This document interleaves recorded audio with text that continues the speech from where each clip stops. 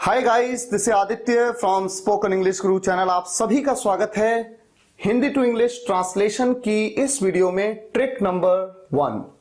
Guys, आज इस video में हम एक ऐसी ट्रिक के बारे में जानेंगे जिसका यूज करके आप कितने भी लंबे सेंटेंस को, एक क्लॉज का कोई भी सेंटेंस चाहे कितना भी लंबा हो, उस सेंटेंस को आप चुटकियों में ट्रांसलेट कर सकते हैं। आपको लगेगा मैं मजाक कर रहा हूं, मजाक नहीं कर रहा हूं मैं, आप वाकई में चुटकियों में ट्रांसलेट कर लेंगे।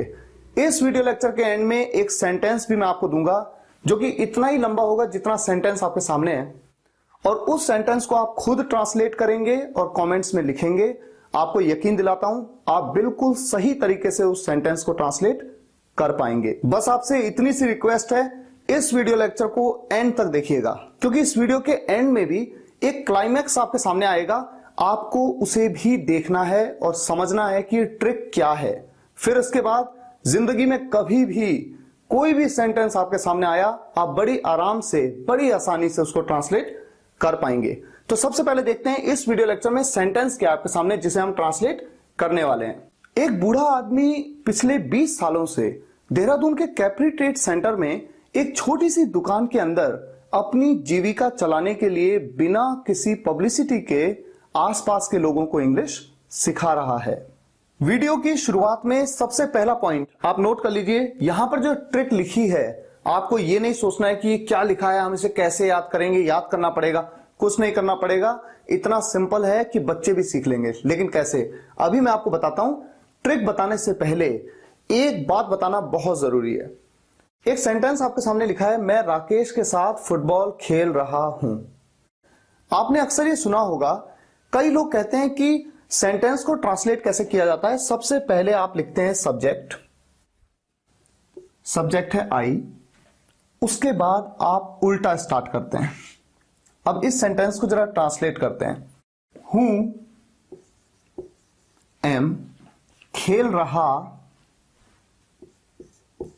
प्लेइंग फुटबॉल, फुटबॉल, और अब आपके सामने आया राकेश के साथ। तो राकेश के साथ को क्या कहेंगे? विद राकेश। सिंपल। यह सेंटेंस बिल्कुल सही है। आपने उल्टा शुरू किया, यह बिल्कुल सही सेंटेंस है। लेकिन यह कॉन्सेप्ट या यह ट्रिक केवल छोटे फ्रेजेस में, छोटे सेंटेंसेस में अप्लाई होती है। लेकिन इस सेंटेंस को अगर ऐसे कहा जाता, मैं फुटबॉल राकेश के साथ खेल रहा हूं, आप ऐसा भी बोल सकते हैं, ऐसे भी बोल सकते हैं और ऐसे भी बोल सकते हैं। अगर आप ऐसे बोलें और इस ट्रिक का यूज करें कि पहले आप लिखते हैं सब्जेक्ट, उसके बाद आप उल्टा चलते हैं।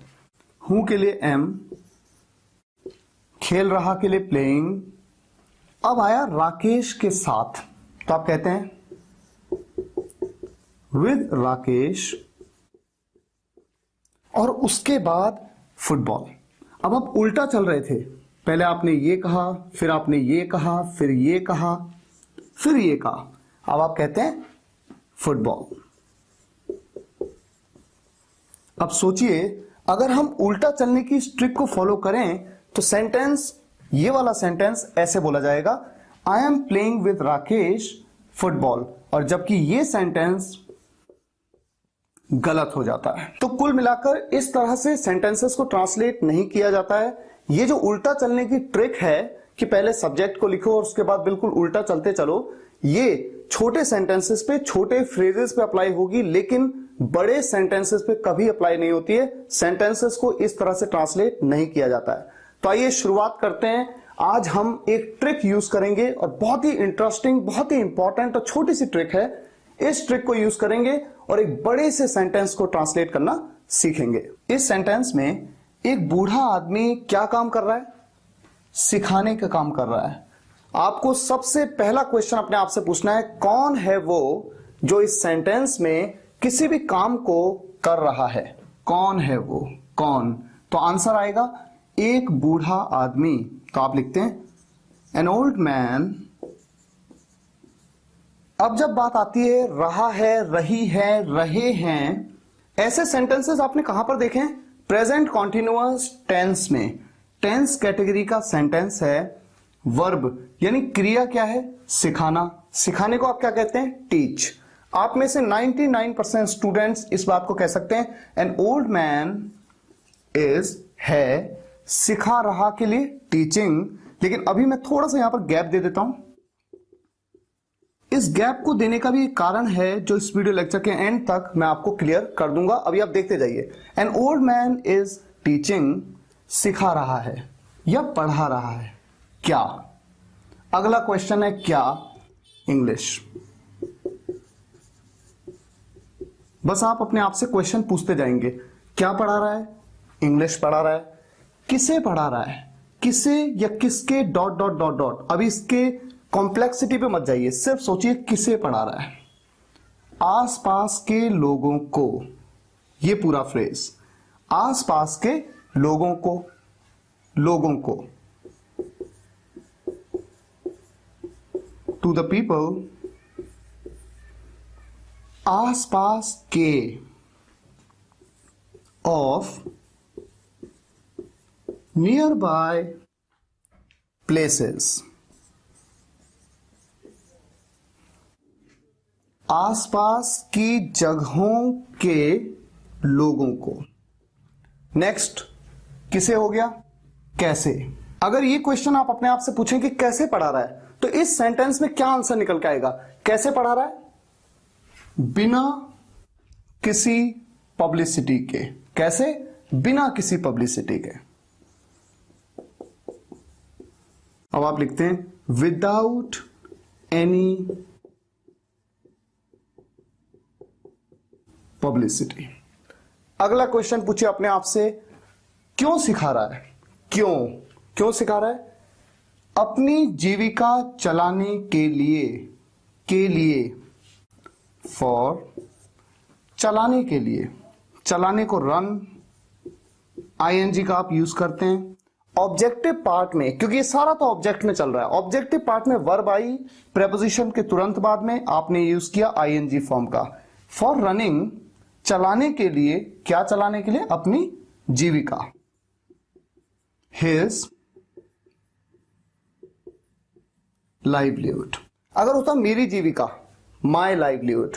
आपकी जीविका, योर लाइवलीहुड।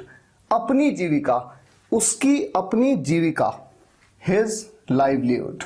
ये हो गया। कहां? कहां चला रहा है? कहां सिखा रहा है? कहां का आंसर आता है? आप अपने आप से पूछते हैं कहां सिखा रहा है? देहरादून के कैप्री ट्रेड सेंटर में एक छोटी सी दुकान के अंदर। अब जब यहां से लेकर यहां तक ये पूरी जगह है। अब देखिए, सबसे पहले छोटी जगह कौन सी है? एक दुकान है। वो दुकान कहां पर है? कैप्री ट्रेड सेंटर के अंदर। और कैप्री ट्रेड सेंटर किसके अंदर है? देहरादून के अंदर। तो ये बड़ी जगह है, ये उससे छोटी जगह है, और ये सबसे छोटी जगह है। तो जो सबसे छोटी जगह है पहले उसको मेंशन करना है। के अंदर, दुकान के अंदर, एक छोटी सी दुकान के अंदर। के अंदर के लिए आप क्या यूज करते हैं? Inside a small shop. कहां पर है वो दुकान? कैप्री ट्रेड सेंटर में। तो जो छोटी जगह होती है उसके साथ आप एट का यूज करते हैं, और जो बड़ी जगह होती है उसके साथ इन का यूज। अब चूंकि यहां पर इनसाइड था, के अंदर, अगर होता दुकान पर तो आप एट का यूज करते। दुकान में या दुकान पर तो आप एट का यूज करते, लेकिन इनसाइड का यूज क्यों किया? के अंदर के लिए। लेकिन कैप्री ट्रेड सेंटर में